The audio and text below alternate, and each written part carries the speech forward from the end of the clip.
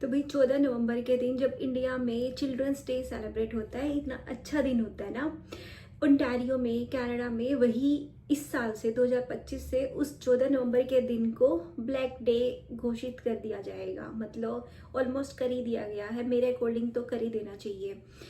हुआ ये कि ओंटारियो के अंदर जितने भी लोगों ने एप्लीकेशन लगा रखे थे स्किल्ड वर्कर में, वो सारी एप्लीकेशन रिजेक्ट कर दी गई। एग्जैक्ट डाटा तो देखो नहीं पता चला है, बट सुनने में आया है कि 13,000 एप्लीकेशंस थी जो इन्होंने रिटर्न करी हैं।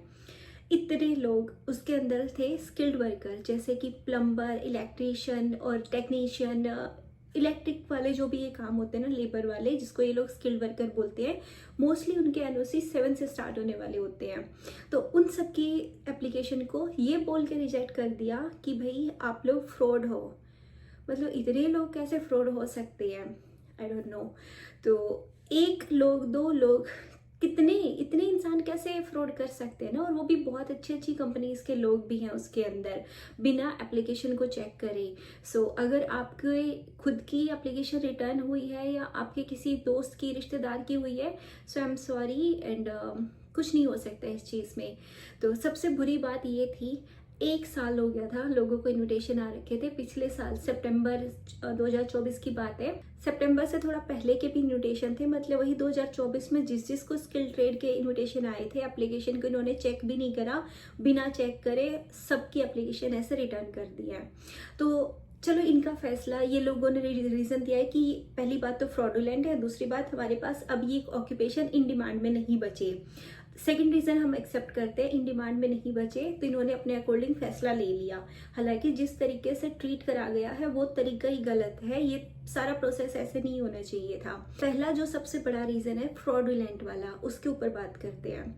बहुत सारे लोग जो बेचारे 1 साल से वेट कर रहे थे, अब उनकी फाइल को जब फ्रॉड बताया गया तो सोचो कितना पेन होता है ना। होना क्या चाहिए यहाँ पर, गवर्नमेंट को अपने चेकिंग पॉइंट बढ़ाने चाहिए।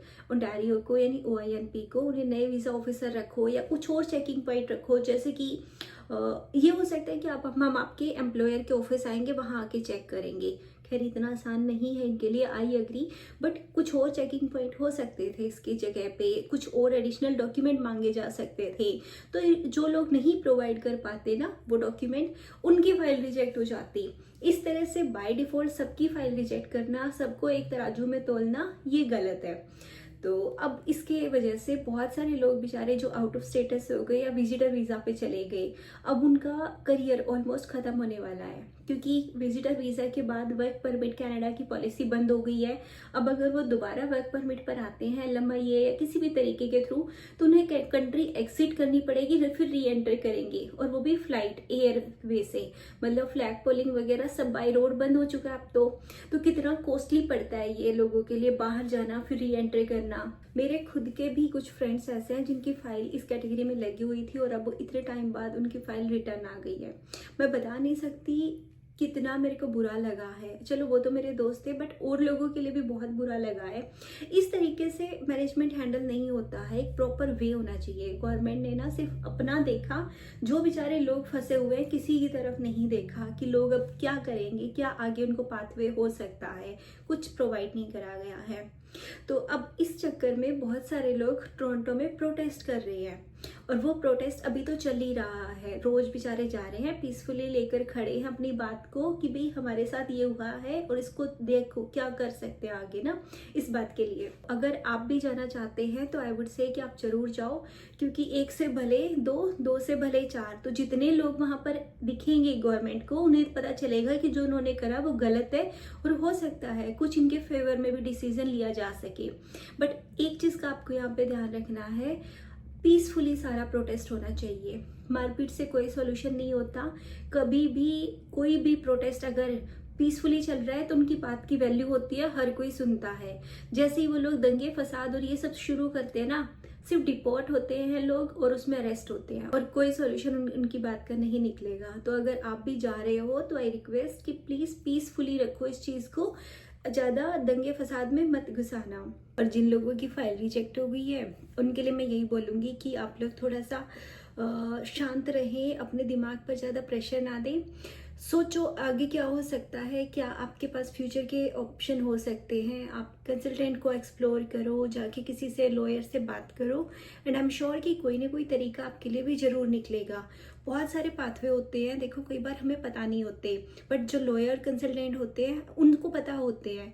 मैं कंसल्टेंट नहीं हूँ, मैं आपको कोई एग्जैक्ट पाथवे आपके केस के लिए नहीं बता सकती, बट ट्रस्ट मी, आप किसी अच्छे लॉयर के साथ जाके बात करोगे ना तो कोई ना कोई सोल्यूशन ज़रूर निकलेगा। कनाडा में ना मैंने यही मेरा पर्सनल एक्सपीरियंस रहा है कि एक पल को ऐसा लगेगा कि आपकी लाइफ में कुछ नहीं बचा हुआ, ख़त्म है, अब आगे कोई ऑप्शन नहीं है, बट दूसरे ही पल जब आप शांत दिमाग से बैठ के सोचते हो ना तो कोई ना कोई सॉल्यूशन निकल के आता है, एंड आपका भी ज़रूर मिलेगा। मैं एग्जैक्ट नहीं बता सकती क्या सॉल्यूशन होगा, बट कुछ ना कुछ रास्ता ज़रूर मिलेगा आपको भी। जो लोग इंडिया में है ये वीडियो देख रहे हैं वो उन लोगों का पेन नहीं समझ सकते जो बेचारे यहाँ पर इतने टाइम से स्ट्रगल कर रहे हैं। वो काफ़ी लोग तो ये भी बोलेंगे कि अरे आप लोग स्टडी के लिए गए थे, आप लोगों की स्टडी हो गई, अब आप वापस आ जाओ, या फिर क्यों कनाडा की PR लेनी है। वो अलग चीज़ें हैं। देखो जो बेचारे स्टडी के लिए आए थे एक रीज़न अलग था, फिर जॉब अलग थी, अब उनका यहाँ पे सेटल होने का प्लान है, उन्होंने टैक्सेस पे करे हैं, ये उनका राइट है। अगर वो एलिजिबल है तो उनकी एलिजिबिलिटी चेक करो। अगर मान लो किसी ने 400 के स्कोर पे PR ली है या फिर इन्विटेशन आया था OINP का, उसके 400 के पॉइंट नहीं बन रहे हैं तो उसकी फाइल रिजेक्ट होनी चाहिए, बट बिना चेक करे रिजेक्ट नहीं होनी चाहिए। ये मैं मानती हूँ। आपको जो लगता है आप मुझे कमेंट सेक्शन में बता सकते हो, बट आई सीरियसली प्रे कि जो जो लोग बेचारे को ऐसे प्रॉब्लम हुई है उनके लिए भगवान कोई ना कोई रास्ता जरूर दिखाएं।